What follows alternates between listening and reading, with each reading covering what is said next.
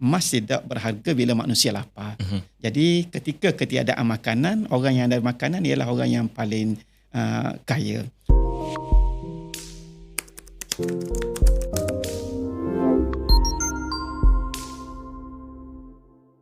Bismillahirrahmanirrahim. Assalamualaikum warahmatullahi taala wabarakatuh. Saya Ahmad Syauqi Johara dan anda bersama-sama dalam sebuah podcast yang diberikan nama sebagai podcast YSL Lestari. Dan insya-Allah, alhamdulillahirabbil hari ini kita akan bertemu dan bersembang bersama-sama dengan seorang tokoh politik dan juga tokoh masyarakat yang sangat familiar ataupun lazim dengan tajuk yang kita akan bincangkan pada hari ini.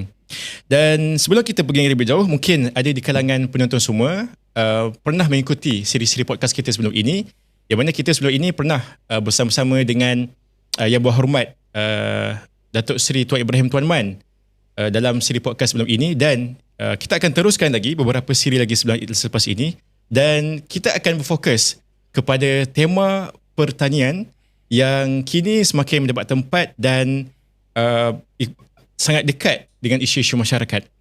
Dan untuk itu, kita di pihak Yayasan Serjit Lestari sebagai dalam podcast kita ini, kita akan melihat apakah isu-isu pertanian yang terkini dan bagaimana pula pertanian ini dapat kita lonjakkan bagi memberikan manfaat kepada rakyat. Dan insya-Allah hari ini sebagai siri yang pertama dalam tema pertanian ini, kita akan bersama-sama dengan Yang Berhormat Dr. Azmat Ibrahim. Apa khabar, Doktor? Alhamdulillah. Doktor datang jauh dari Terengganu, betul tak? Ya. Sampai sini hari apa? Semalam? Semalam. Semalam, baik. So, insya-Allah kita akan bersama-sama dengan YB Dr. Azman, yang mana mungkin ada di kalangan penonton kenal. Beliau merupakan seorang tokoh politik yang berasal dari Terengganu dan kini memegang jawatan sebagai seorang pengerusi bagi Jawatankuasa Pertanian, Industri Asas Tani, Keterjaminan Makanan dan Komoditi Negeri Terengganu. Betul, Yobi? Betul. Oh, panjang. Jawatan tu siri dah panjang dah. Elang sikit je. Tak apa, insya-Allah semoga pahala berterusan sepanjang memegang jawatan sebagai pimpinan ni. Dan selain jawatan sebagai Esko, beliau juga merupakan ahli Dewan Undangan Negeri di Terengganu, khususnya di Dun Jabi. Dan selain daripada jawatan di peringkat negeri, beliau juga memegang jawatan di peringkat parti, iaitu sebagai pengerusi Laznah Pertanian dan Keterjaminan Makanan PAS Pusat. Dan insya-Allah tuan-tuan perempuan semua, kita akan berbincang dan bersembang dengan Wabi Dr. Azman sendiri tentang topik yang berkaitan tentang pertanian. Dan sebagai seorang tokoh politik yang sangat kita segani, kita akan luangkan masa lebih kurang 1 jam ini untuk memahami buah fikir beliau dan mendapatkan pandangan, cadangan, idea, dan kita nak lihat bagaimana Malaysia dapat dilonjakkan sebagai sebuah negara pertanian. Tetapi sebelum kita pergi dengan lebih jauh, mungkin eloklah kalau kita dapat mengenali secara peribadi Dr. Azman ini. Ialah kita tahu beliau sekarang ini sangat disebokkan dengan urusan-urusan politik, tetapi kalau kita boleh imbas semula latar belakang beliau dari terutama dari segi pendidikan, di mana kalau silap mungkin YB boleh betulkan, yang mana YB sendiri sebelum ini bersekolah di Sekolah Menengah Agama di Besut, kemudian di Kuala Terengganu, seterusnya di peringkat perguruan tinggi sambung di Pusat Asasi UM sebelum melanjutkan pelajaran dalam bidang pergigian di Iraq. Okey, jadi daripada seorang yang berlatar belakangkan pergigian, bagaimana doktor boleh berkecimpung ataupun dipilih lah orang kata kan dalam sebagai seorang wakil rakyat yang memegang portfolio pertanian ni? Okey, terima kasih Syauqi atas undangan untuk sesi podcast hari ini. Manusia ni sebenarnya fleksibel. Okay. Fleksibel. Kita boleh menyesuaikan diri bergantung kepada tugasan yang diberikan dan persekitaran kita. Dia tidak rigid. Jadi memang dari segi latar belakang saya dalam bidang perubatan dan kesihatan, berkhidmat sebagai pegawai pergigian di Kementerian Kesihatan Malaysia, kemudian masuk ke USN sebagai trainee lecturer, kemudian keluar daripada perkhidmatan awam dan menguruskan klinik persendirian kan, sebelum terlibat dalam politik secara langsung kan.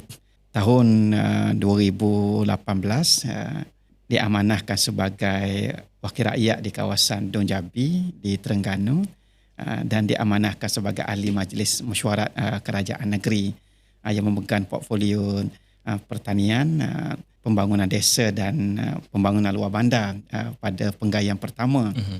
Penggayaan kedua ini dikecilkan sedikit skop kepada pertanian dan komoditi. Jadi sesi lepas saya berurusan dengan 3 kementerian, Kementerian Pertanian, Kementerian Komoditi dan Kementerian Luar Bandar. Untuk sesi baru ni hanya 2 kementerian saja, Kementerian Pertanian dan juga Kementerian Komoditi. Bermakna intention kerajaan ialah untuk kita lebih fokus kepada sektor yang berkait dengan tanaman. Pertanian ni sebenarnya dunia saya, sebab saya anak tani. Saya membesar dalam kebun, besar dalam sawah. Kita hidup bergeluman dengan masyarakat petani, dan dunia saya ialah dunia pertanian. Sebati dengan diri dan keluarga, dan ibu dan ayah menyara kami 13 beradik daripada hasil pertanian. Jadi bila masuk dalam bidang pertanian, berjumpa dengan masyarakat tani, masyarakat penternak, saya istilahkan petani bercakap sepatah, saya dah faham 10 patah. Dia tidak perlu dihuraikan lagi, sebab bukan kita belajar dengan baca teori-teori dalam buku, tapi dia adalah dunia yang sebati dengan diri kita. Jadi ramai kawan-kawan tanya, macam mana awak latar belakang perubatan tiba-tiba jadi esko pertanian. Saya kata itu tugasan yang diberikan oleh kerajaan. Bagaimana kita menyesuaikan diri, itu dunia saya. Dunia yang kita lalui daripada zaman kanak-kanak sampailah sekarang ni, saya masih lagi hidup dalam dunia seorang petani. Mungkin soalan yang saya tanyakan tadi itu pun YB dah pernah pun menghadap soalan yang sama, sebab dah 2 penggal dalam jawatan itu, dan ramai mungkin di kalangan rakyat sendiri pun mungkin kadang-kadang mereka tertanya-tanya ataupun mereka mempersoalkan kenapa mereka individu yang dilihat seperti seorang profesional dalam bidang yang lain tiba-tiba boleh pula terlibat dengan satu bidang yang berbeza. Tapi bila diceritakan beliau membesar dalam persekitaran pertanian itu sendiri, so kita tak nafikanlah bukan sekadar seorang yang berteori, tetapi juga terlibat dan bergelumbang dengan dunia pertaniannya sejak kecil lagi. Dan mungkin bila Wabi sebutkan tadi berkenaan tentang terlibat ataupun ialah membesar dalam sekitaran pertanian ini, soalan yang pertama yang mungkin saya nak ajukan ialah bagaimana Wabi lihat situasi, mungkin kita untuk yang pertama ini kita lihat kecil dulu, situasi pertanian di negeri Terengganu dahulu. Saya tengok cabaran pertama bila memikul amanah ini, bagaimana kita nak mengubah minda masyarakat. Pertanian dilihat sebagai sektor orang gagal. Istilah orang Terengganu, kalau tak periksa jadi petani. Sektor yang tidak berjaya, sinonim dengan kemiskinan dan kemunduran, dan sektor yang tidak ada satu daya tarik untuk anak-anak muda terlibat. Kalau beritahu kerja di bandar, kerja dalam sektor-sektor lain, balik kampung jadi satu kebanggaan. Tapi bila cerita kerja petani, macam orang yang tidak ada masa depan. Kita nak ubah pandangan ini, terutamanya bila dunia berhadapan dengan krisis makanan disebabkan oleh wabak pandemik COVID-19, krisis politik, peperangan dan sebagainya. Sebab itulah ada bijak pandai yang menyebut ketika ketiadaan makanan, orang yang paling kaya ialah orang yang ada makanan. Bukan orang yang ada emas dan perak syauki. Jadi kalau di kampung tu semua orang lapar, dan ada satu keluarga ni yang bertani, yang menghasilkan makanan, ada satu keluarga lagi pemilik kedai emas. Syauki rasa orang akan pergi ke rumah pemilik kedai emas ke, ataupun akan pergi ke rumah yang ada hasil pertanian. Sudah tentu yang ada hasil pertanian. Yang ada hasil pertanian. Maknanya ketika itu emas tidak berharga bila manusia lapar. Jadi ketika ketiadaan makanan, orang yang ada makanan ialah orang yang paling kaya. Tambah-tambah lagi dalam konteks negeri Terengganu, hampir 70% daripada rakyat Terengganu berada dalam sektor pertanian, penternakan dan perikanan. Maknanya bila kita bercakap dalam sektor ini, kita bercakap dalam satu sektor yang sangat dekat dengan rakyat. Dan kalau kita nak bangunkan rakyat, kita nak majukan rakyat, kita nak buat suatu perubahan yang bermakna untuk rakyat, kita perlu lihat di mana rakyat kita berada. Kalau tidak, kita akan buat pembangunan yang di awan-awangan. Pembangunan bukan makna mesti buat kilang, mesti buat rumah kedai, mesti buat pasar raya, mesti buat bangunan yang tinggi-tinggi. Itu bukan makna pembangunan, itu makna buat bangunan. Jadi kita perlu faham pembangunan ni dengan makna apa yang diperlukan oleh rakyat kita walaupun mungkin ianya tidak kelihatan gah di mata orang. Sebab itu bila saya mula-mula masuk kerajaan, yang pertama saya nak dapat first hand info direct daripada rakyat, tanpa ditapis, tanpa disolek dengan alat-alat makeup sehingga dia kelihatan indah, cantik walaupun realitinya tidak begitu. Sebab itu saya see untuk turun sendiri, berjumpa dengan petani, berjumpa dengan nelayan, berjumpa dengan peternak di tempat di mana mereka berada, supaya mereka tidak rasa ada satu garis pemisah yang memisahkan mereka dengan kita, baik dari segi birokrasi dan sebagainya, yang membolehkan mereka bercakap hati ke hati. Jadi bila kita mendapat maklumat yang betul, dengan sendirinya dia akan menjuruskan kepada penyusunan perancangan yang betul. Bagaimana untuk kita menyelesaikan masalah mereka. Dan kalau ditanya dalam tempoh 5 tahun, apa cabaran yang paling besar yang dihadapi? Jawapan saya straightforward. Bagaimana nak mengubah minda. Kita bila ada duit kita boleh buat itu dan ini. Tapi belum tentu dia akan berjaya kalau minda masyarakat kita tidak diubah. Jadi pembangunan kita nak, dan dia mesti tepat kepada sasaran dia. Sistem penyampaian mesti telus sampai kepada objektifnya. Dalam masa yang sama, minda rakyat perlu berubah. Jadi gabungan semua ini saya nampak dalam konteks sektor pertanian kita setelah kita lancarkan plan strategik pertanian Terengganu 2019-2023, satu plan perancangan jangka panjang untuk 5 tahun ke arah mana kita nak bawa sektor pertanian ini. Kita nampak kita on the track. Masa saya mula-mula masuk kerajaan tahun 2018, saya tanya pegawai-pegawai, saya nak tengok mana blueprint kita.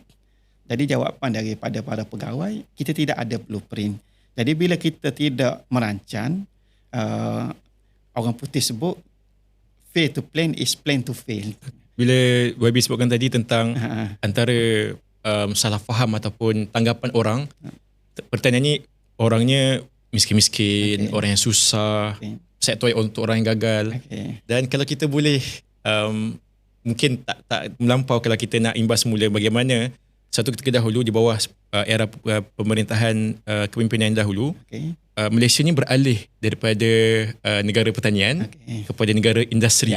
So itu antara titik permulaan yang menyebabkan berlakunya pergolakan dalam industri kita. So macam mana YB lihat benda tu? Belum begitu terlambat. Saya ambil contoh tahun 93 masa saya pergi belajar di Universiti Baghdad. Ketika itu bulan 9, masa mula-mula sampai, dia peralihan daripada musim panas kepada musim sejuk. Hujan mula turun dan rakyat Iraq mula menyemai gandum. Gandum ni disemai berjuta hektar, sangat luas. Kita tengok bila gandum tu tumbuh, ladang dia yang beralun-alun tu, sayup mata memandang macam lautan hijau.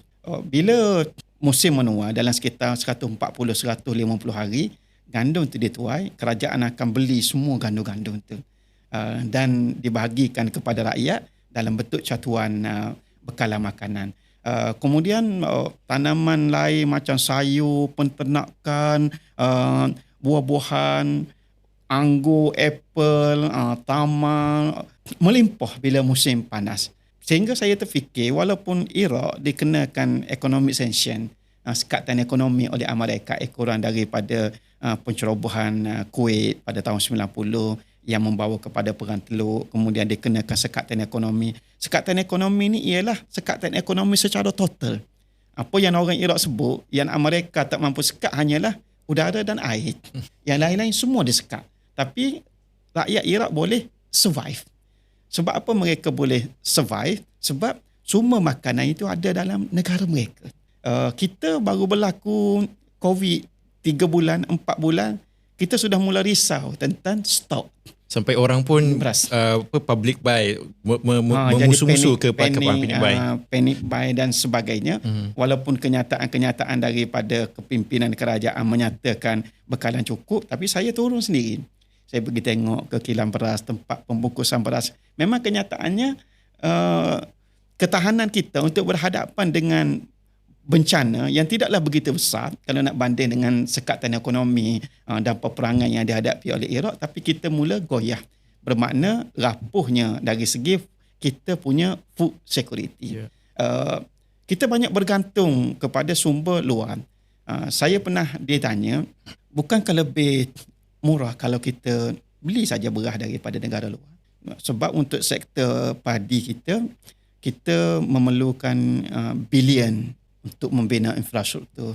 Walaupun kita ada 8 padi yang begitu besar. 8 padi yang begitu besar, kita perlu bilion untuk bina empangan, bina sistem pengairan, kemudian bilion ringgit lagi untuk pelbagai skim subsidi.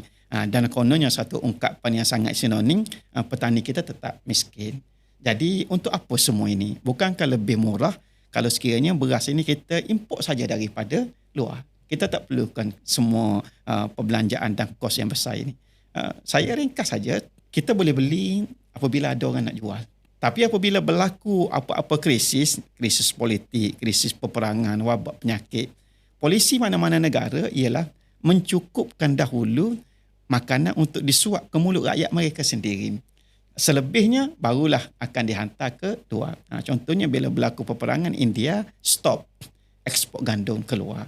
Macam barunya pun sangatlah terbaru, iaitu negara Rusia diserang. Dan sebagai balas serang pula negara Ukraine dan akan of course akan memberikan satu kesan limpahan yang akan memberi kesan kepada seluruh dunia. Ya, sebab Ukraine di antara negara pengeluar gandum. Betul. Jadi bila negara-negara pengeluar makanan ini dilanda dengan bencana peperangan, tentu sekali pengeluaran akan terhenti, dan ketika itu kita yang bergantung kepada bekalan daripada luar berada dalam keadaan yang sangat terancam. Itu baru kita bercakap soal kecukupan bekalan. Belum lagi kita bercakap soal keselamatan makanan. Berapa kadar kandungan racun daripada sayur-sayur yang kita import daripada Thailand. Menepati atau tidak standard kita. Sebab bila mereka nak hantar keluar, soal berapa kadar racun tentu lagi bukan lagi keutamaan. Dan bila saya pergi ke Thailand, berjumpa dengan pemain-pemain industri padi di sana, rupanya di Thailand beras selepas dikilankan dia mesti dihabiskan dalam tempoh masa 3 bulan. Kalau tak habiskan tu maksudnya dijual ke? Dijual dalam tempoh masa 3 bulan. Kalau tak berjaya dijual, dia perlu dilupuskan sebagai makanan ternakan. Sebab dia dikira bukan lagi beras yang berkualiti untuk dimakan oleh manusia. Dan saya sangat yakin bahawa beras ini tak dilupuskan sebagai makanan ternakan, tapi dilupuskan sebagai makanan orang Malaysia, diekspor kepada kita dan jadi satu kebanggaan bagi kita bila boleh makan beras siam. Kononnya Kita boleh kena pasti ke macam mana nak tahu beras tu dah expired di pihak Thailand tu? Biasanya kalau beras Thailand ni dia suka untuk nak masuk bubuk. Sebab apa? Sebab dia ada chemical. Beras kita ni dia cepat masuk bubuk sebab dia beras yang tidak ada chemical. Beras yang healthy, ada zat-zat semua, sebab tu dia boleh dengan mudah masuk bubuk dan sebagainya, kerana biasa bila makanan yang mengandungi zat memang dia akan cepat rosak berbanding dengan yang telah dimasukkan bahan kimia. Jadi bila kita bercakap soal keperluan bekalan makanan ini, perkara-perkara besar sebegini perlu kita tengok. Dan saya pun macam Syauqi, masa mula-mula masuk kerajaan, saya beranggapan bila kita buat sesi lebar urus, dialog dengan masyarakat petani untuk bercakap isu-isu rakyat dalam soal pertanian ni, anggapan saya mungkin kalau yang paling muda pun akhir 40-an yang mari, ataupun yang 50-an, dan mungkin yang dah sampai 6 series. Sebab inilah dunia petani yang sinonim dengan orang-orang yang sudah berusia, adapun anak muda mereka tidak berminat. Tapi tanggapan saya silap. Bila kita buat sesi lebar urus, turun ke pelbagai lokasi, berjumpa secara langsung dengan warga yang menjadi golongan sasar kita, rupanya ramai anak muda. Dan anak muda ni anak muda yang berpendidikan, grad daripada universiti. Bila anak muda ni mari dengan satu cita-cita. Anak muda ni antara kelebihan dia ada cita-cita jauh ke depan. Kemudian dia ada semangat, dia masih bertenaga dan ada kelulusan. Cuma mungkin perlu sokongan sedikit dari segi teknikal. Mungkin kita perlu permudahkan mereka untuk mendapat tapak-tapak bagi buat projek-projek pertanian, dan kita perlu bantu dari segi dana, dan mereka bersedia untuk menjadikan pertanian sebagai satu kerjaya. Saya sebagai anak muda pun ada jugalah beberapa sebelangan kecil di kalangan saya punya kawan-kawan, sama ada sedang ataupun telah terlibat dengan pertanian ni lah. Dan tapi kita kena akui masih belum ramai lagi. Sebab ikut data sekalipun, kalau ikutkan di Malaysia ini masih majoriti yang mempelopori sektor pertanian ini adalah di kalangan orang-orang yang berusia sekitar 50 ke 60-an. Dan kalau lihat pada trend tersebut, kita dalam populasi yang masih menua di kalangan petani. Kemudian trend anak muda pun masih meningkat. Mungkin Doktor boleh kongsikan dari segi trend itu, adakah bila kita akan dapat lihat sektor pertanian ini dapat dipelopori oleh anak muda? Menarik. Okey. Anak muda dia mereka menginginkan apa-apa profession dia ada prestige dia. Antaranya anak muda suka bermain dengan teknologi. Jadi Terengganu di antara yang kita sedang lakukan ialah mengaplikasikan teknologi dalam pertanian. Di antaranya pertanian yang menggunakan IoT, Internet of Things. Sekarang ni kita buat fertigasi menggunakan IoT, nak siram pokok dan baja pokok cukup hanya sekadar di skrin telefon. Walaupun tak berada di lokasi, hanya tekan-tekan butang-butang tertentu di skrin telefon, dia sudah membolehkan kita siram pokok dan kita buat proses pembajaan. Anak muda juga suka dengan teknologi macam drone, dan pertanian tidak semestinya dengan skala yang besar, tapi bila kita buat secara teknologi, walaupun sempit, dia memberikan hasil yang optimum. Dan satu lagi, saya tengok anak muda kita, mereka ada cita-cita, ada kesungguhan, ada semangat. Cumanya bila sampai pada bab dana, mereka tersekat. Kalau mereka nak pergi ke institusi keuangan untuk memohon bantuan keuangan, mereka tak ada slip gaji, tak ada penyata itu dan penyata ini yang diperlukan oleh sebuah institusi keuangan untuk meluluskan dana. Jadi kerajaan negeri telah mewujudkan satu skim dana yang sangat mudah. Kita namakan skim bantuan modal tani. Skim bantuan modal tani ni, Syauki, kita tak perlu slip gaji, tak perlu penyata itu penyata ini. Cukup hanya sekadar anak muda ni nak berusaha. Bila pegawai kita turun, contohnya dia kata saya nak ternak lembu, dia boleh tunjuk ini tanah yang milik ayah saya nak bina kandang. Cuma yang saya perlukan ialah dana untuk bina kandang dan beli induk. Ini kawasan saya nak gali kolam untuk buat kolam ikan. Ini tempat tanah saya nak buat fertigasi. Ini saya nak dirikan reban ayam. Cukup sekadar menunjukkan satu bukti bahawa mereka nak berusaha, dan pegawai kita menilai bahawa projek ni ada potensi dia, kita boleh luluskan tanpa sebaran faedah patuh syariah sehingga RM50,000. Satu pinjaman yang sangat mudah. Sebab matlamat kita ialah bagaimana nak mewujudkan satu skim bantuan dana yang tidak banyak dari segi kerenah birokrasinya dan mudah untuk rakyat kita. Dan negeri Terengganu satu-satunya negeri yang ada dana seperti ini, sehingga kita peruntukkan sebanyak 5 juta setahun.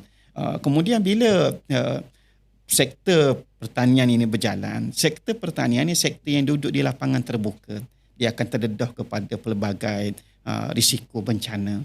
Sama ada bencana itu bencana alam, ribut, banjir, ataupun bencana itu wabak penyakit. Contohnya hawa berdarah yang menyerang haiwan ternakan, ataupun mungkin bencana itu disebabkan oleh serangan hidupan liar, gajah dan sebagainya.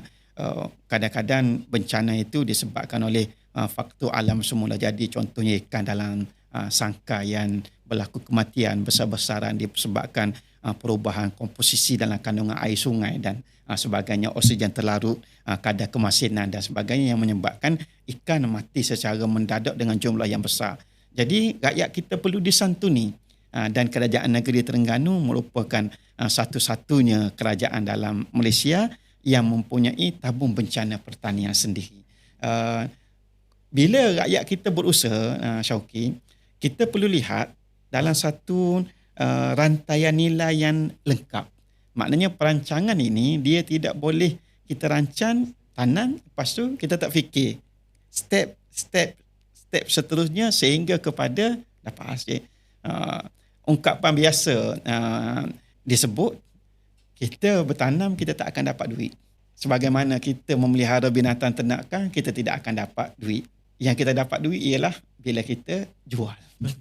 Sebab itulah apa-apa sektor pun dia perlu dilihat secara satu rantaian nilai yang lengkap daripada mula sehingga ke akhir, dan proses tu berjalan sehingga kita dapat hasil.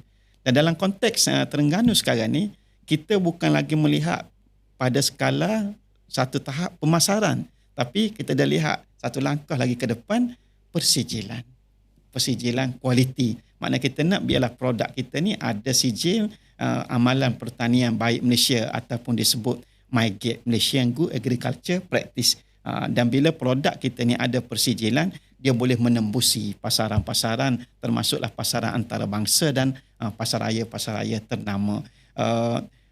Peningkatan pendapatan selepas daripada pelaksanaan plan strategik pertanian Terengganu ni memang direkodkan. Kita tengok kejayaan kita ni pada 3 sektor lah. Yang pertama, peningkatan pengeluaran hasil. Yang kedua, peningkatan pendapatan pada pemain industri sama ada pertanian, penternakan atau perikanan. Dan yang ketiga, penurunan harga produk di pasaran. Ini di antara penanda aras yang kita tanda, dan semua ni direkodkan dengan teliti. Dan bila semua ni kita bentangkan kepada anak muda, mereka mula melihat pertanian ni sebenarnya suatu benda yang sistematik yang ada datanya, yang ada aplikasi dari segi teknologinya, ada prestisnya. Jadi ini membentuk satu daya tarikan untuk mereka menjadikan pertanian sebagai satu kerjaya dan bukan satu lapangan lekeh yang hanya diceburi oleh mereka yang tak dulu periksa, yang dinilai dalam masyarakat orang yang tidak ada masa depan. Bukan lagi begitu. Cuma kalau saya boleh tambah, isu yang YB bangkitkan tadi berkenaan tentang dana. Betul, memang antara kekangan kita untuk terlibat dengan pertanian ini adalah juga kerana tak cukup duit nak memulakan sesuatu projek itu. Dan itu yang pertama. Yang kedua juga yang kita kena lihat dari segi pemilikan tanah. Sebab bukan semua anak muda ni mereka mewarisi ataupun ibu bapa mereka ni ada tanah yang boleh diwariskan untuk dibangunkan sebagai projek pertanian. Betul ke kat Malaysia ni kita tak cukup tanah nak bangunkan? Betul dan tidak betul. Dua-dua. Sebab bila kita tengok data tanah terbiar, contohnya di negeri Terengganu, masih ada lebih 8,000 hektar. Tanah terbiar ni maknanya tanah yang ada pemilik, sama ada pemilik itu orang persendirian ataupun syarikat, berkeluasan lebih daripada 1 ekar dan terbiar tak dimajukan 3 tahun berturut-turut. Itu kita istilahkan sebagai tanah terbiar. Adapun tanah kerajaan, dia tidak diistilahkan sebagai tanah terbiar. Jadi kalau nak kata tak cukup tanah, orang kita sebenarnya ada tanah tapi tidak diusahakan. Tanah ni ada 3 saja, Syauqi. Yang pertama tanah kita, yang kedua tanah orang lain, yang ketiga tanah kerajaan. Okay, kalau tanah kita okeylah kan. Kalau tanah orang lain maknanya dia ada pemilik. Yang ketiga tanah kerajaan. Tanah kerajaan, Terengganu negeri yang paling mempermudahkan rakyat dalam konteks pemilikan tanah ataupun penggunaan tanah kerajaan. Memang pemilikan proses dia agak panjang, tapi pertanian Terengganu ni saya fokus kepada sektor pertanian singkat masa yang memberikan hasil yang cepat, di mana kerajaan negeri mempermudahkan rakyat dalam bentuk pemberian LPS, lesen pendudukan sementara. Dia tidak diberi milik tapi diizinkan dengan jumlah bayaran tertentu yang saya rasa paling murah dalam Malaysia. Untuk 1 hektar, 2 ekar setengah, hanyalah RM150 setahun. Murah sangat murah. Sebab tu saya kata paling murah dalam Malaysia lah. Mungkin paling murah dalam dunia sekali pun. Paling murah dalam dunia pun mungkin. Jadi untuk sektor tanaman kontan macam sayur-sayuran, buah-buahan, nak buat penternakan, nak buat kolam ikan, nak buat padan ragut, boleh dimanfaatkan tanah kerajaan. dalam bentuk LPS. Satu lagi, di Terengganu kita wartakan tanah-tanah kerajaan ni untuk kegunaan khusus dengan tajuk Taman Kekal Pengeluaran Makanan, TKPM. TKPM kita wartakan TKPM pertanian, TKPM penternakan dan juga TKPM perikanan. Jadi bila kita wartakan, makna tanah ini dia tidak boleh lagi dimohon dan dibangunkan untuk tujuan lain, dan kita boleh secure satu jumlah keluasan tanah tertentu yang khusus untuk pengeluaran makanan, dan bila rakyat kita mohon, proses dia akan jadi sangat singkat untuk kita uruskan sebab tanah ini tanah sudah ada warta. Istilahnya diwartakan di bawah Seksyen 62 Kanun Tanah Negara dan dijaga oleh pegawai pengawal. Kalau untuk pertanian dia dijaga oleh pengarah pertanian. Untuk perikanan dijaga oleh pengarah perikanan. Untuk penternakan dijaga oleh pengarah veterina. Jadi veterina saja kita mempunyai rizab padan ragut dalam 4,000 hektar lebih di Terengganu. Pertanian kita ada lebih 2,000 hektar. Begitu juga perikanan. Jadi rakyat kita boleh memanfaatkan tanah ini. Dan saya bila rakyat kita nak menceburi sektor pertanian, saya tidak menggalakkan kita masuk yang rumit-rumit. Contohnya nak tanam durian 100 hektar. Ini sektor yang rumit, memerlukan kos yang sangat besar dan hasilnya kita mungkin cuma akan nikmati dalam tempoh 4 ataupun 5 tahun. Lebih baik kita ceburi sektor pertanian yang singkat masa, dalam masa 60-70 hari kita dah boleh dapat hasil. So kurangnya kita boleh dapat balik modal pusingan tu dah modal pusingan, dan dia tidak memerlukan satu modal pusingan yang besar, dan dari segi kita nak dapatkan tanah pun dia mudah. Sebab kalau kita nak tanam tanaman kekal, prosesnya lebih panjang. Tapi kalau nak tanam tanaman singkat masa yang kita panggil cash crop ni, dia lebih mudah. Jadi satu lagi, bila kita nak menceburi sektor ni, kita jangan jadi ada satu sifat suka buat apa yang pelik daripada orang lain. Contohnya kita nak tanam satu tanaman yang tak dikenali pun oleh orang. Rakyat tak tahu nak makan macam mana. Jadi kalau kita tanam, bila kita bawa pergi ke pasar, yang pertama orang akan tanya, ni buah apa? Yang kedua, dia akan tanya, nak makan macam mana? Yang ketiga, dia akan tanya, nak masak macam mana? Yang keempat, mungkin baru dia tanya berapa harga. Kalau kita bawa pisang, orang tak akan tanya dah. Kita bawa tembikai pun sama, orang tak akan tanya, ini buah apa, nak makan macam mana? Jadi, buatlah satu sektor yang rakyat kita perlu. Nak ternak ikan, jetfish. Nama ikan yang orang kampung tak dengar pun. Sedangkan ikan keli pun sebenarnya tak cukup di pasaran. Jadi kita tak perlu jadi pelik, tapi kita jadilah orang yang buat sesuatu dan hasil yang kita keluarkan diperlukan oleh orang ramai. Kalau kita nak sentuh sikit aspek politik, sebab nak tak nak pentadbiran negara maupun negeri ini tak lari daripada aspek politik, dan Dr. Azman sendiri pun merupakan seorang pimpinan PAS, dan PAS selepas pilihan raya umum yang baru-baru ini berjayalah untuk mempelopori di beberapa buah negeri, di 4 buah negeri di utara dan juga di pantai timur, ataupun lebih dikenali sebagai SG4. Dan ada beberapa cita-cita yang mahu dicapai lah berdasarkan SG4 ini. Dan mungkin YB boleh ceritakan macam mana kita nak memposisikan Terengganu khususnya, ataupun mungkin negeri-negeri lain juga boleh dilibatkan, diposisikan dari erti kata mereka ini dapat menjadi sebuah hub pertanian negara. Ya, menarik soalan tu. Kalau kita bersendirian, mungkin kekuatan kita satu tahap. Bila kita bergabung, dia akan jadi lidi sebatang, tak boleh digunakan sebagai penyapu. Bila kita ikat dalam satu ikatan, dia akan jadi kuat dan boleh jadi penyapu yang boleh berfungsi. SG4 ni sebenarnya satu kekuatan. Mahu atau tak mahu, Malaysia perlu akui sekitar 70% daripada bekalan beras negara mari daripada SG4. Daripada Kedah, Kelantan, Perlis dan Terengganu. Bermakna SG4 ni sebenarnya adalah periuk nasi untuk Malaysia. Banyak sektor-sektor pertanian lain, contohnya macam tembikai. Tembikai, pengeluar utama di Malaysia di antaranya ialah Terengganu. Kalau macam musim sekarang ni kemuncak kepada pengeluaran tembikai, biasanya akan keluar daripada Terengganu antara 30 hingga 40 buah lori sehari yang membawa bekalan tembikai ke pelbagai lokasi di Lembah Kelang, ke utara dan sebagainya. Dengan kekuatan yang kita ada pada SG4, kita boleh gabungkan untuk kita melengkapkan satu rantaian nilai. Apa yang kurang pada Terengganu, mungkin ada lebih pada negeri lain. Contohnya untuk kita rawat kesuburan tanah. Di antara isu kesuburan tanah di Malaysia ni ialah tanah berasid. Bila tanah ni berasid, pH dalam sekitar 3, 4. Kita nak pH ni sedar-sedar saja. pH tak boleh terlalu tinggi. Ada double meaning tu. Dia akan merosakkan. Okay. Kalau pH ni tidak optimum, walaupun kita letak baja pada tanaman kita, dalam sekitar 70% baja itu tidak akan dapat dimanfaatkan oleh tanaman ataupun tumbuhan. Jadi bagaimana kita nak pulihkan tanah? Dia mesti dengan proses pengapuran ataupun dolomite. Dolomite ni dalam konteks Malaysia ada di satu negeri saja, Perlis. Jadi apa yang tidak ada di Terengganu ada di Perlis.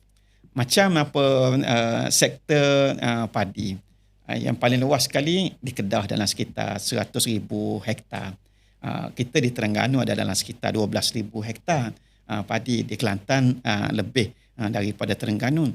Kita sebenarnya ada perkara yang tak cukup. Contohnya dari segi jentera pertanian dan sebagainya, jentera penuai padi. Jadi bila tiba musim menuai di Terengganu, masa itu di Kedah dia bukan musim menuai. Jadi jentera-jentera pertanian yang akan dibawa daripada Kedah ke Terengganu. Jadi antara cita-cita besar kita ialah bagaimana kita nak mewujudkan kelengkapan dalam rantaian nilai. Antara kekurangan kita sekarang ni, kita tidak ada kilang makanan ternakan di negeri-negeri Melayu Islam, khususnya SG4, menyebabkan kita terpaksa bergantung bekalan makanan ternakan daripada negeri lain yang menggunakan sumber bahan mentah yang diimport. Di antaranya macam jagung, bijirin, soya dan sebagainya. Dan bekalan makanan ni pun penting sebab dia boleh menjadi penentu kepada harga giliran sebab dia harga yang awal sekali. So kalau harga makanan ternakan ni kita tak kawal, sebab dia antara yang pertama sekali dia dalam rantaian tu, tidak akan berikan kesan rantaian kepada yang lain-lain tu. Okey, kenapa Syauqi tengok harga makanan ternakan kita tak dapat kawal? Kerana faktor bahan mentah tidak berada dalam tangan kita. Dengan istilah lain, kita menggunakan bahan mentah yang diimport. Menyebabkan naik turun dikawal oleh pihak lain. Jadi kita dah kumpulkan pakar-pakar, mendapatkan pandangan mereka, pakar dalam formula pemakanan. Sebenarnya ada bahan-bahan tempatan kita yang boleh kita manfaatkan sebagai sumber makanan ternakan dan kita boleh menjimatkan sehingga 70% kos. Di antaranya jagung bijian, kita boleh ganti dengan palm kernel ekstrak, sisa isirun kelapa sawit. Kita boleh campur napier, campur rumput minyak ataupun humidicola, ikan tilapia hitam. Di antara yang kita boleh gunakan sebagai sumber protein menggantikan soya dan beberapa bahan lain boleh digabungkan untuk kita jadikan mash ataupun dedak makanan ternakan. Dan bahan-bahan ni sebenarnya dia ada di 4 negeri SG4 ini. 4 negeri SG4, rancangan kita salah satu negeri mesti dibina kilang dan kita 4 negeri mesti saling melengkapi. Satu lagi macam ladan ayam penelur. Bila timbul isu ketidakcukupan bekalan telur, memang di negeri-negeri SG4 kita tidak ada ladan ayam penelur yang boleh menghasilkan telur yang mencukupkan keperluan rakyat kita. Jadi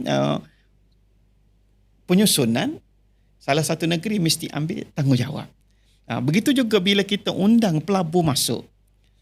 Pelabur yang mari untuk satu sektor, kita tengok di Terengganu tidak ada ruang. Kita boleh pas kepada negeri lain. Mungkin ruang itu tidak ada di Terengganu, tapi ada di Kedah dengan kulim high-tech dan sebagainya.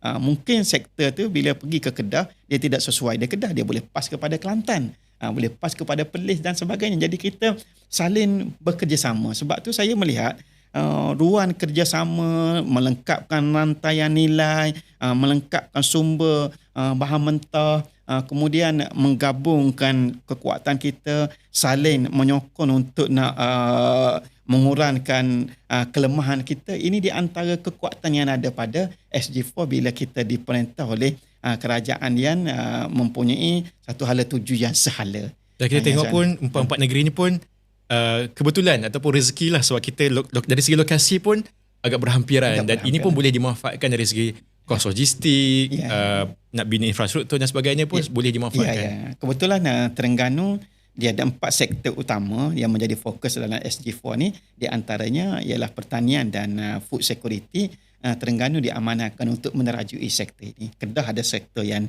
diterajui, Perlis ada sektor, dan Kelantan ada sektor yang diterajui. Terengganu pertanian. Secara lebih tepatnya, saya diamanahkan untuk nak memimpin sektor ini bagi negeri SG4. Jadi insya-Allah kita sedang bekerja ke arah itu, dan saya sangat optimis kekuatan kita boleh dimanfaatkan, kelemahan kita boleh sama-sama kita tampun dan perbaiki, dan akhirnya kita akan menjadi pemain utama dalam menghasilkan sumber makanan bukan hanya untuk negeri SG4 tapi juga untuk manfaat negara keseluruhannya. Okay. Kita dah banyak bercakap tentang dari segi cabaran, peluang. Mungkin penonton pun nak tahu juga di Terengganu khususnya, apa antara produk-produk yang boleh dibanggakan lah. Dan mungkin sebab di kalangan penonton kita pun mungkin ada di kalangan mereka yang berkhidmat dalam kerajaan negeri, ataupun mungkin dari pelabur sendiri, mereka nak tahu apa yang Terengganu telah berjaya lakukan, dan mungkin mereka boleh lihat itu sebagai satu lesson learn yang mereka boleh bawa pulang dan praktikkan. Di Terengganu saya istilahkan pelabur besar kita aluh-aluhkan, rakyat kita tidak tinggalkan. Semua sektor kita santuni. Okay. Sektor rakyat terlalu banyak yang kita santuni sekarang ini. Di antaranya yang kita fokus ialah bagaimana kita nak memperkayakan sumber perikanan negeri Terengganu. Terengganu sebuah negeri dengan pantai paling panjang di semenanjung Malaysia. So, kita tahu berapa panjang pantai Terengganu? Kalau saya teka mungkin dalam 500 km? 500 km. Separuh daripada itu. Oh, separuh je. Okay. 245 km daripada hujung utara sampai ke selatan. Daripada Besut sehingga sampai ke Kemaman. Yeah. Kita ada 26 buah pulau. Paling banyak dalam Malaysia lah pulau kita. Itu pulau yang besar-besar. Belum lagi dikira pecahan-pecahan. Contohnya Pulau Redang, kita ambil satu pulau. Sebenarnya di sekeliling itu banyak lagi pulau lain. Okay. Kita ada dalam 87,000 km persegi zon ekonomi eksklusif negara yang berada di perairan Terengganu. Kita ada 14 kuala sungai. Menjadikan Terengganu ni sebuah negeri yang sangat sinonim dengan sektor perikanan. Dan mereka lah kelompok pertama yang saya turun jumpa di lapangan dalam program dialog libat urus pada awal-awal kita mula masuk kerajaan pada 2018. Dialog sangat hangat, tapi saya simpulkan ada 3 permasalahan besar yang kita perlu tangani.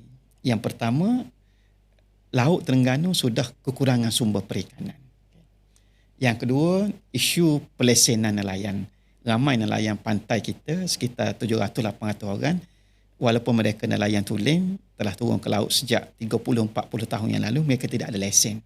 Dan yang ketiga ialah isu pencerobohan. Sama ada pencerobohan nelayan asin Uyak 6 ataupun pencerobohan daripada nelayan negeri jiran yang menggunakan pukat tunda. Kita tangani satu persatu. Untuk program memperkayakan sumber perikanan, Terengganu satu-satunya negeri yang memperuntukkan lebih daripada RM1 juta setiap tahun untuk projek tukun dan unjan. Kita labuhkan. Tukun unjan ialah rumah ikan. Bila kita labuhkan, bermakna kita mengundang kehadiran ikan ke perairan Terengganu yang menjadi rezeki bagi nelayan kita. Isu pelesenan, Alhamdulillah, bila kerajaan pusat selepas 22 bulan kerajaan PH kemudian bertukar kepada kerajaan PN, kita boleh selesaikan banyak perkara. Sebab tu saya sebut kepada Syauqi, PH tak boleh terlalu tinggi. Dia akan bawa masalah. Antara yang kita boleh selesaikan ialah pelesenan nelayan. Kita boleh selesaikan isu pelabuhan perikanan cenderin yang sekian lama agak sepi disebabkan isu mendapan pasir, air cetek dan sebagainya. kita boleh dapat peruntukan sehingga 190 juta lebih.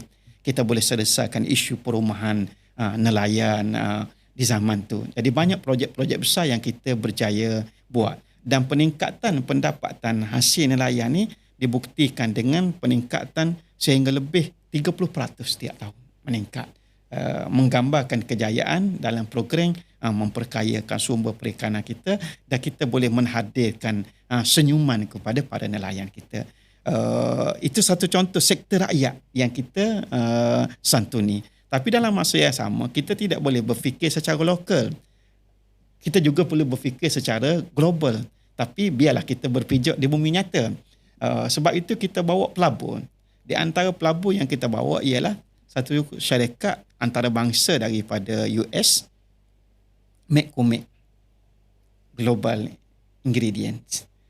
Syarikat yang terlibat dalam pengeluaran produk lada hitam. Mungkin Syauqi biasa tengok produk McCormick lada hitam ni ada di mana-mana di pasaran. Sebab mereka bertapak di lebih 20 buah negara di dunia menghasilkan pelbagai produk yang berasaskan lada hitam. Cuma rupa-rupanya McCormick tidak pernah ada ladang lada hitam di mana-mana tempat di dunia. Mereka cuma beli produk dan proses.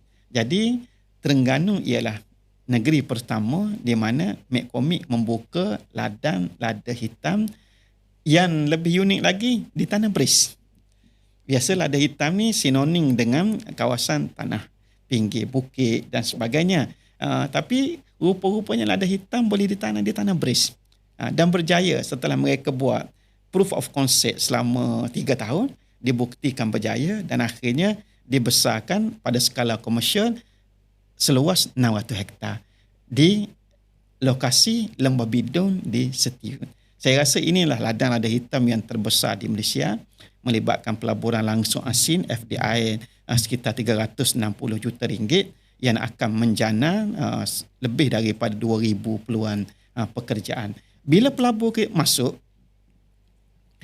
ini yang saya nyatakan, berfikir mesti secara global, tapi biarlah berpijak di bumi nyata.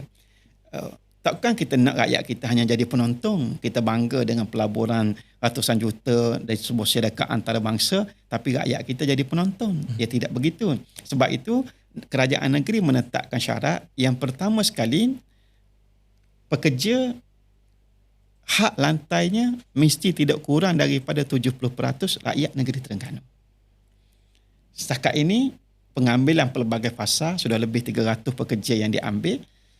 Jumlah pekerja anak Terengganu ialah 90%. Bermakna mereka mematuhi. Yang kedua, kita tak nak negeri kita hanya jadi pengeluar bahan mentah tanpa diproses. Syarat kita mesti bina kilang. Untuk produk lada hitam ni diproses. Untuk awak nak bina kilang, berapa keluasan yang awak perlukan untuk capai economy of scale? Mereka minta 600 hektar. So kita sediakan tanah 600 hektar. Tapi syarat mesti dibina kilang. Sebab kita nak optimumkan peluang pekerjaan. Kemudian yang ketiga, teknologi ni satu teknologi yang sangat berharga. Dibawa oleh sebuah syarikat antarabangsa. Kita tak nak dia berlalu begitu saja. Kita nak supaya berlaku transfer teknologi kepada rakyat kita. Sebab tu kita buat satu skim outgrowers. Outgrowers ni maknanya kita peruntukkan satu kawasan tanah untuk rakyat kita turut bertanam dengan memanfaatkan teknologi daripada syarikat antarabangsa tadi, dan syarikat ini akan jamin dari segi belian hasil sebab mereka dah ada kilang. Itu perkara-perkara yang kita tengok. Kita tak nafikan lah sebab kadang ada pelabur ni mereka tak selesa kalau tempat ataupun negara-negeri yang mereka nak labur tu banyak pula syarat-syarat tertentu. Tapi bila kita dapat fulfill mereka punya keinginan, mereka okey sahaja nak penuhi apa yang kita pula minta. Ya, win-win situation mesti ada. Okay, walaupun mereka sebuah syarikat antarabangsa, istilahnya syarikat orang putih, tapi bukan makna kita mesti berfikir sebagai bangsa yang dijajah. Kita juga mesti ada satu izzah kita sendiri. Ini adalah bumi kita. Mereka datang, kita santuni sebaiknya, tapi kita sebagai tuan negeri mesti ada syarat-syarat. Sebab bila pelabur datang ke Terengganu, pelbagai ragam dan sebagainya, bawa pelbagai bentuk proposal dengan pelbagai ketebalan. Soalan saya ringkas saja. Saya nak yang pertama, awak nak buat apa? Secara ringkas. Tak perlu panjang-panjang. Yang kedua, apa yang kerajaan negeri perlu bantu. Yang ketiga, apa manfaat untuk rakyat Terengganu. Ini 3 soalan bocor yang perlu dijawab. So perhatian kepada semua pelabur-pelabur kat sana lah. Kalau nak datang melabuh dekat Terengganu ni, bersedia dengan jawapan kepada soalan tadi tu. Kita tidak perlu pembentangan sehingga berjam-jam yang panjang lebar. Dengan proposal yang tebal, yang copy paste daripada entah mana-mana. Cukup hanya satu jawapan yang praktikal dan kita akan tengok. Kita akan panggil untuk mereka bentan business plan mereka, daripada mana dana. Secara ringkasnya, kita akan assess dalam bentuk semua rantaian nilai. Sebab kerana helah pelabur yang datang semua sekali ni dah ada dalam kepala kita. Mudah sebut, kita selangkah di depan mereka ataupun mungkin beberapa langkah di depan pada orang yang ada helah-helah tertentu. Terengganu bukan tempatnya. Yang kita nak ialah genuine investor. Ini yang kita nak. Okay. Dan kita pun tadi dah bincang sikit tentang apabila kerajaan negeri berbeza kepala sikit dengan kerajaan persekutuan, ada beberapa halangan yang kita tak nafikan akan berlaku sebab dia akan menyebabkan dari segi communication barrier ke, ataupun mungkin kerajaan persekutuan nak buat benda lain, kerajaan negeri nak buat benda lain. Jadi adakah Negeri Terengganu dan Wabi Doktor sendiri boleh mengesahkan berlaku cabaran dari aspek yang begitu? Cabaran memang ada, tapi kalau kata Terengganu nak buat yang lain, federal nak buat yang lain, mungkin tidak begitu. Sebab sebenarnya dasar agro makanan negara banyak yang diambil poin-poin dalam Pelan Strategik Terengganu. Sebab dasar agro makanan negara tahun 2002, kita 2022, kita Pelan Strategik tahun 99. Bila kerajaan persekutuan mengarahkan negeri-negeri melaksanakan 10 langkah-langkah untuk nak meningkatkan food security, 8 langkah tu sebenarnya copy paste daripada Pelan Strategik Terengganu. Dengan makna apa yang kerajaan Terengganu buat diikuti oleh kerajaan persekutuan, bukan Terengganu ikut persekutuan, persekutuan ikut Terengganu. Lain-lain ialah bagaimana kita nak synchronize. Dan saya selalu percaya kepada perundingan dan perbincangan. Saya ingat seorang guru saya di Universiti Baghdad dulu pesan, dia kata, Ibni, wahai anakku, tak banyak masalah yang boleh selesai dengan konflik dan peperangan, tapi banyak perkara yang boleh selesai dengan senyuman dan rundingan. Jadi kita mengamalkan pendekatan. Mereka cuba nak menjauhkan, kita mendekatkan. Secara profesional, kita buat kunjungan, bentan proposal-proposal. Tak dapat kesemua, kita dapat sebahagian. Istilahnya tak dapat semua, kita jangan tinggalkan semua. Dan dalam konteks Terengganu, kita sebenarnya sejak daripada penggal lepas ada hubungan yang sangat akrab dengan jabatan-jabatan dan agensi persekutuan dalam satu keluarga besar pertanian Terengganu. Portfolio pertanian Terengganu ni ada 31 jabatan dan agensi. Ya, jabatan negeri 2 saja. Jabatan pertanian dan jabatan veterinar.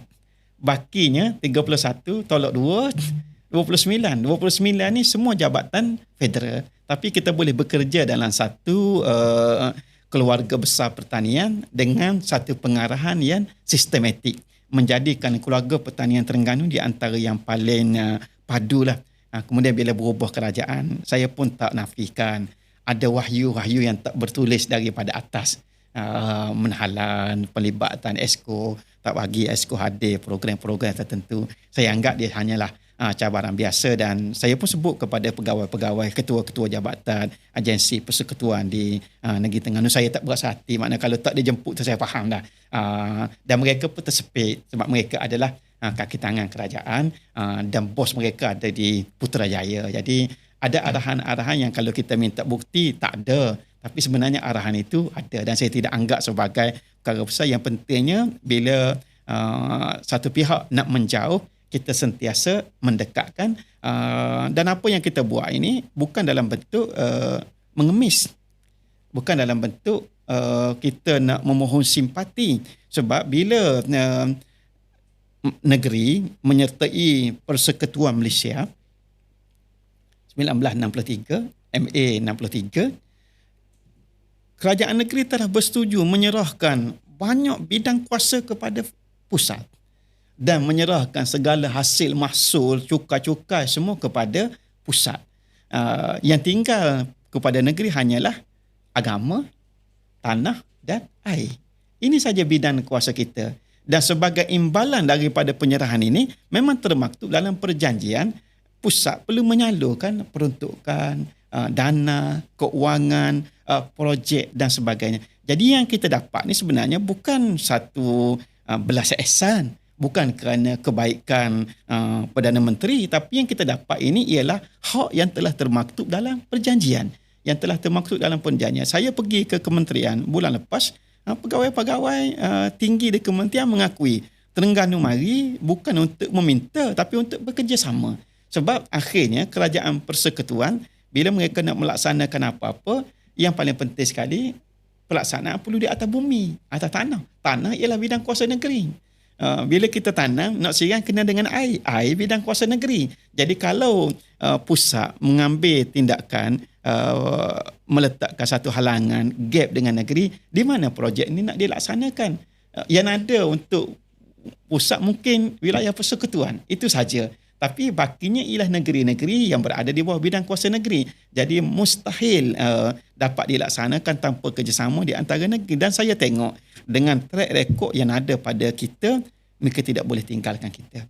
Dalam satu seminar pelaburan yang diadakan di Kementerian Pertanian, yang dijemput negeri-negeri besar yang kaya macam Selangor, macam Johor untuk membentangkan peluang-peluang pelaburan dalam sektor pertanian. Tapi mereka tidak boleh tinggal Terengganu. Walaupun kita berada pada warna yang berbeza, kerana prestasi kita, mereka tetap jemput kita untuk bentan. Jadi akhirnya, bagaimana track record kita akan menentukan pandangan orang kepada kita. Tak semua keadaan kita perlu berpolitik, tapi politik ni adalah vehicle, kenderaan untuk kita sampai kepada matlamat yang kita nak tuju.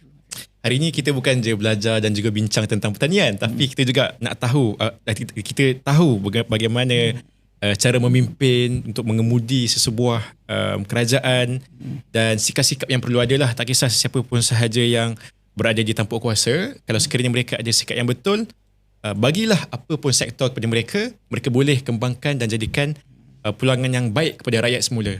Dan kita sudah pun berada di hujung-hujung podcast kita ni, YB, dan mungkin YB boleh kongsikan dengan kami semualah, apakah antara harapan yang YB sendiri mahu lihat, terutama dalam sektor pertanian ini, ke mana yang kita nak lihat. Mungkin sekarang ini kita sudah ada batu-batu, tangga-tangga yang nak menuju satu perkara yang lebih baik.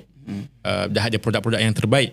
Tetapi hujung sekali ataupun kemuncak yang kita mahu lihat, bagaimana sektor pertanian negara ini dapat kita saksikan tahapnya bagaimana. Okay. Kita perlu ada keberanian untuk menyelesaikan isu-isu besar. Okay. Dalam bidang pertanian ini, di antara isu besar yang perlu diselesaikan ialah monopoli dan kartel. Dan ini perlu diselesaikan dengan kuasa. Kerajaan negeri tidak ada kuasa.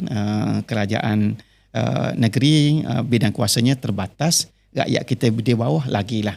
Jadi titik peluh keringat petani kita di bawah, akhirnya yang mendapat manfaatnya kartel.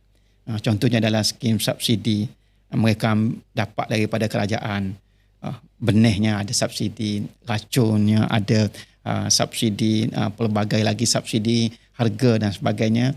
Dengan rakyat pun mereka ambil kaya, dan mereka boleh menentukan dengan menhakkan pengeluaran, kadang-kadang bekalan tidak ada di pasaran dan sebagainya. Ini perlu satu keberanian. Kalau isu kartel ni tak diselesaikan, kita nampak halangan-halangan yang dihadapi oleh rakyat kita akan terus memangsakan pemain industri di peringkat yang bawah. Dalam sektor perikanan kita ada Alibaba. Maknanya orang-orang tertentu yang ada lesen bot nelayan asing yang telah ditukar kepada bot nelayan tempatan. Mereka tidak pernah ke laut, tapi mereka menggunakan kru asing untuk mengoperasikan bot-bot ini, dan bot-bot inilah yang memainkan peranan besar dalam merosakkan ekosistem, merosakkan sumber dan sebagainya. Sedangkan hasilnya tidaklah mendarat di jeti dan pelabuhan kita, tapi dijual terus di tengah laut kepada motherboard dan dibawa ke negara asing. Banyak isu-isu. Ini pun kita kena ada keberanian. Isu beras tempatan, beras import, kita kena ada keberanian untuk menyelesaikan bagaimana lebih 60%, hampir 70% pengeluaran beras tempatan kita yang kita import hanyalah 30% lebih. Tiba-tiba beras tempatan boleh hilang, yang timbulnya beras import, sehingga orang buat gurauan musim nak bayar zakat fitrah ni, amil zakat akan tanya, cik makan beras apa? Beras tempatan atau beras import? Nak menentukan harga zakat fitrah. Mungkin ramai yang confused. Nampak pada kampik tulis beras import tapi rasa macam beras tempatan. Jadi isu-isu ni kita kena selesaikan, tengok daripada punca, dan kita jangan terlalu cepat mengambil tindakan. Bila bekalan tidak cukup, kita nak import. Bekalan tak cukup, kita nak pergi ke India. Bekalan tak cukup, kita nak pergi ke negara begitu. Kena tengok bagaimana resources yang ada dalam negara kita perlu dimanfaatkan, dan kalau ada permasalahan, bagaimana kita nak selesaikan. Isu-isu di peringkat bawah ini ada limitation dia. Bidang kuasa kerajaan negeri ada hak yang kita boleh bekerja, yang bakinya ialah bidang kuasa kerajaan persekutuan. Sebab tu daripada mula-mula masuk kerajaan 2018, saya mengharapkan yang duduk di Putrajaya ada satu tahap keberanian. Apa yang masih saya impikan sampai sekarang ni yang belum tercapai, untuk membuat keputusan-keputusan besar yang akhirnya akan merubah sektor pertanian kita kepada satu tahap penghormatan yang lebih baik. Dan kita perlu lihat suatu perkara ni secara serius. Saya tak nak kerajaan persekutuan tengok negeri sebagai pesaing. Sekarang ni adalah unsur-unsur Putrajaya melihat Terengganu sebagai pesaing. Jangan tengok Terengganu sebagai pesaing. Putrajaya ni ayah, Terengganu ni anak. Jadi bila anak mencatatkan sedikit kejayaan ataupun beberapa kejayaan, dia sepatutnya jadi kebanggaan dan kita bantu untuk lebih berjaya. Bukan dengan cara kita pelekehkan, kemudian cari jalan untuk menghalang kejayaan itu untuk lebih berkembang. Itu satu sikap yang tidak begitu positif lah. Daripada biar kita saling bekerjasama, sebab akhirnya pusat tidak akan ke mana tanpa negeri, dan negeri banyak akan terbatas kerana bidang kuasa kita sangat terhad. Kita tetap bergantung kepada pusat. Dia saling memerlukan, dan kita boleh pacu sektor pengeluaran makanan negara kita pada satu tahap yang lebih terhormat. Bagaimana Belanda, sebuah negara kecil, boleh menjadi peneksport makanan dunia. Kita sebuah negara besar, kita boleh biarkan beribu-ribu hektar tanah terbiar. Kita boleh biarkan sektor kita dalam keadaan ada pada nama tapi tidak memberikan hasil. Kita boleh biarkan sektor kita tidak dilengkapkan dari segi rantaian nilai dia, hanya berhenti sekerat jalan, dan petani kita tidak mendapat manfaat. Dan pelbagai isu-isu besar kita hanya selesaikan dalam bentuk penyelesaian bukan daripada punca. Yang kita nak sekarang ni ialah biar penyelesaian daripada punca. Dan saya sangat optimis kita ada masa depan yang baik. So kita tidaklah ada cita-cita yang terlalu besar untuk sektor pertanian ni. Cukup dengan kita selesaikan beberapa isu sistemik yang sudah cukup lama kita warisi, dan insyaAllah selepas dari itu kita akan dapat lihat banyak masalah-masalah utama dapat diselesaikan dengan hanya melihat kepada bagaimana kita nak address isu-isu sistemik ini. Dan saya rasa hari ini kita dapat sebuah pembincangan yang sangat baik daripada Wabi Dr. Azman. Saya ucapkan terima kasih banyak-banyak kerana sudi luangkan masa datang ke Kuala Lumpur. Dan insyaAllah mungkin lepas ini kita akan dapat lihat lagi, dan kita akan bersama-sama dengan beberapa lagi tokoh-tokoh pertanian untuk kita jemput mereka dan bincangkan apakah suasana, nasib dan juga masa depan sektor pertanian negara. Dan itu insyaAllah sampai sini sahaja dahulu kita punya slot ataupun episod podcast. InsyaAllah kita akan bertemu lagi pada episod yang akan datang. Assalamualaikum warahmatullahi taala wabarakatuh.